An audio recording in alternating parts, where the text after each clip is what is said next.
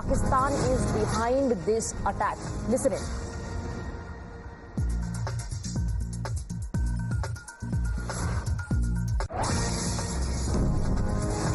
कश्मीर में स्थिति जब से नॉर्मल हुई है उसके बाद से जम्मू के रीजन में थोड़े टेरर अटैक बढ़ गए, क्या कहेंगे? देखिए, सबसे पहले हमें ये मानना पड़ेगा कि ये जो आतंकवाद है ये पाकिस्तान प्रायोजित है।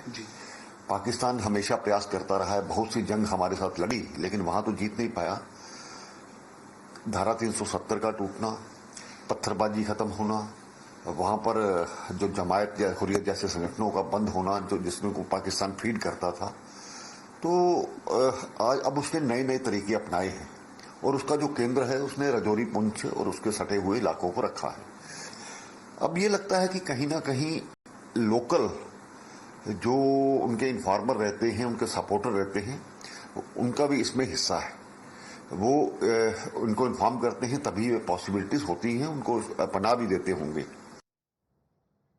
Pradeep Datta continues to be with us on the broadcast. Pradeep, Kavinder Gupta saying Pakistan is behind this, and the opposition on the other hand, because a lot of politics is also happening. The opposition says that all the chest thumping propaganda that peace and normalcy has returned to the valley has been exposed today.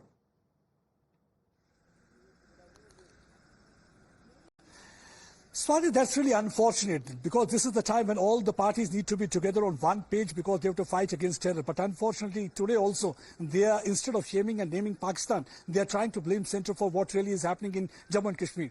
These terror-related incidents will continue till we have a neighbor like Pakistan, because like Zebra cannot change its stripe the same way, Pakistan cannot change its strategy of leading India 1,000 countries, and they are continuing with that. Already you have seen that at a time when the world leadership was congratulating Prime Minister Narendra Modi for taking over the reins of the country in its hand, the Pakistan did not even wish. Reason was that they said that it was premature on their part to wish Narendra Modi till he takes over the reins of power in his hands, because they never ever expected a strong leadership. And the second thing is that you have to understand because the kind of a transformation that has taken place after abrogation of Article 370, we have seen the tourists coming over to this place, then there is an economic boom. By targeting these pilgrims, what they are trying to do, they are trying to generate fear psychosis. So absolutely, but yes, what happens, Pradeep, and it's unfortunate, is that every time such an incident takes place, instead of talking about the perpetrators, political blame game begins, and the actual plot is lost somewhere. That is exactly what is perhaps happening this time around as well. Thank you, Pradeep, for getting us the details. Parties across board have condemned the gruesome terror attack. Congress leader Rahul Gandhi said